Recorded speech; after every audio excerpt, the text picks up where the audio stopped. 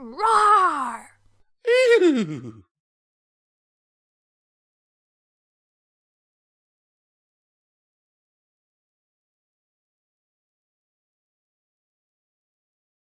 Your fangs are showing by Bucking Nonsense. Slightly less awkward. So, you're telling me you were inside the Crystal Empire from the day it first came back?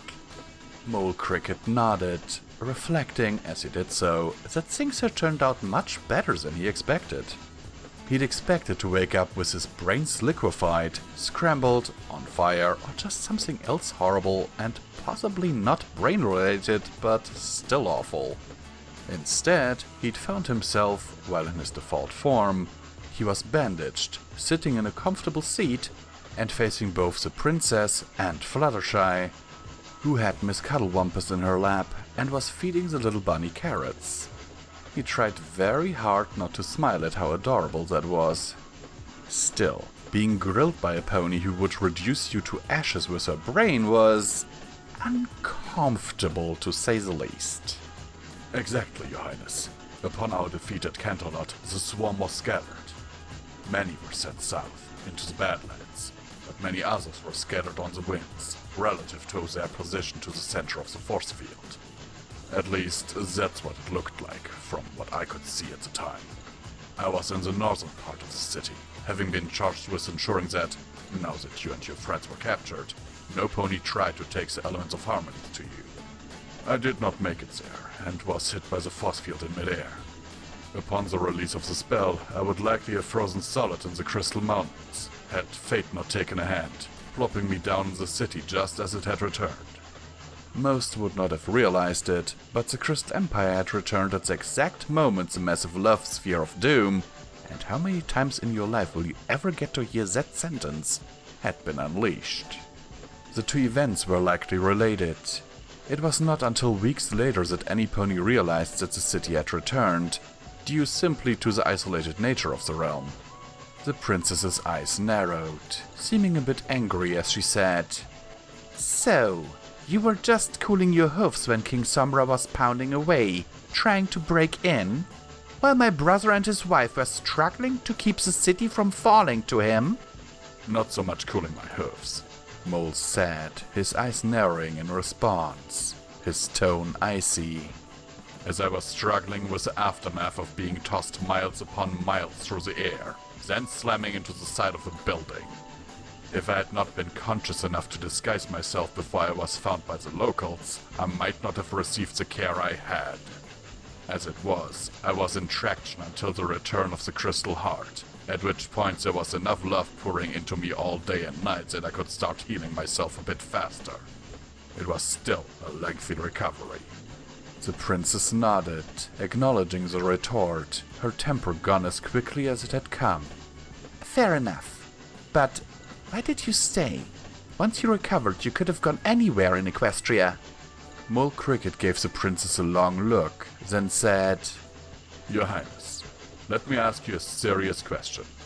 If you had spent your entire life struggling for every meal you ever ate, then suddenly found yourself in an orchard of apples, with no pony to stop you from plucking and eating as many as you liked, whenever you liked, would you ever want to leave? Twilight Sparkle nodded, acknowledging the point. Then Fluttershy asked, "But at some point you would want to return to your own kind, right?" Cricket smiled wistfully, then said, I might, yes. At least for a visit, but not while the current queen was still in charge. At Twilight's stunned look, he smiled and said, Your Highness, you've met our queen. I have had to live with her. While I respect her, I don't like her, for a variety of reasons. If she suddenly had access to an endless supply of power, what do you think she would do with it? Twilight Sparkle and Fluttershy thought on that for a moment, then both of their mouths dropped open simultaneously, looked at each other in dismay, then looked back at Cricket, who smirked and said, Exactly. She'd set out to conquer everything, everywhere, forever, with an army of changeling super soldiers who could do everything I just did while trying to escape the city, and more. I imagine that, rather than letting that happen, some pony would have the bright idea of breaking the heart, rather than letting it fall into the wrong hooves. At that point, every buggy finds themselves right back where we started, minus the one known source for limitless sustenance we have ever found. Twilight Sparkle raised an eyebrow and asked, "Every buggy?" As Fluttershy giggled at that, Cricket blushed a little and said, "Well, you ponies have every pony, so why can't we have every buggy?" Twilight Sparkle gave the changeling her first genuine smile since the train ride began. That was progress, at least. Fair enough.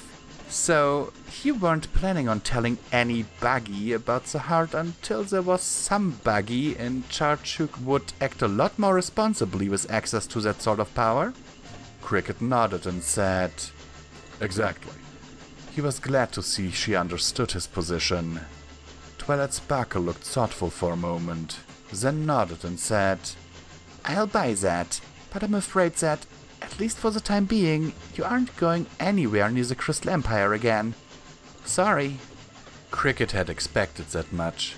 Leaving him in a city with the relics that made him Superman would have been foolish, at least until they were certain that he wasn't going to start using that power to hurt others.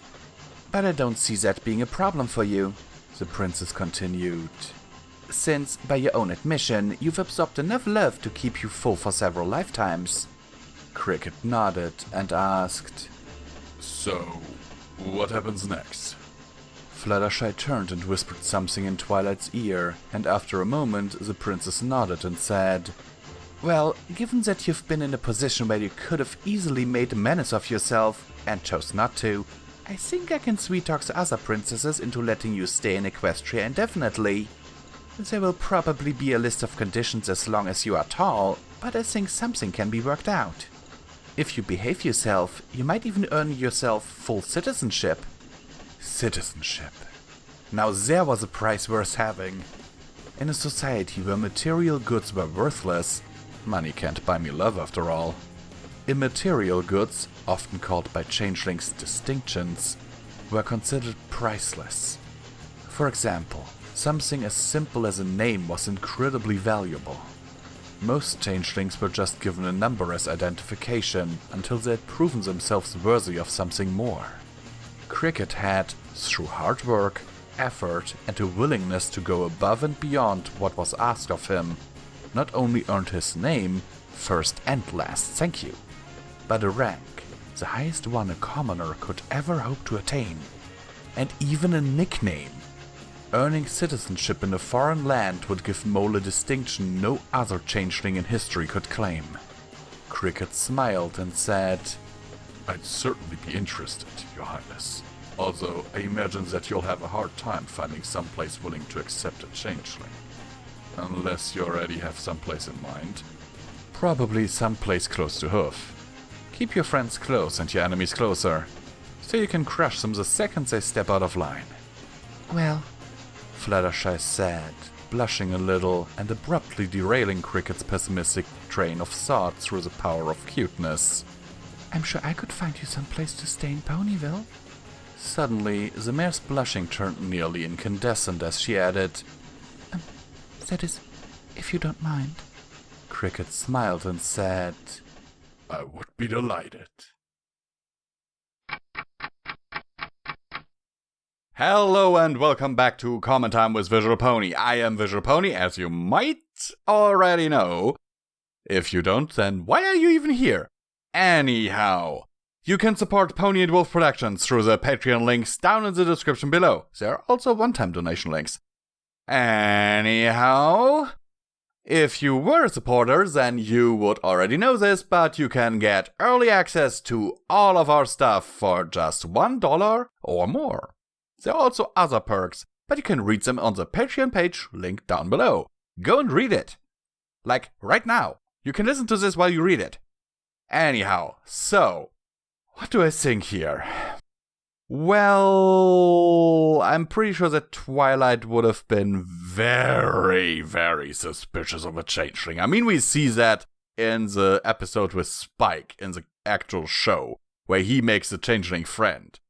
However, we also see that Twilight is willing to change her opinion, and with Fluttershy speaking out in favor of this changeling, yeah, I can see this happen. I'm, however, also quite sure that Celestia and Luna will not be so impressed. But there is one more chapter to go, actually 2, but the second there is just an afterword and acknowledgements thing where the author thanks people and stuff, so I will likely not add it. If you want to read that, go to the link down below where I linked the author's page, find the story, and read it. I am Visual Pony, I'm signing off, and please consider supporting us.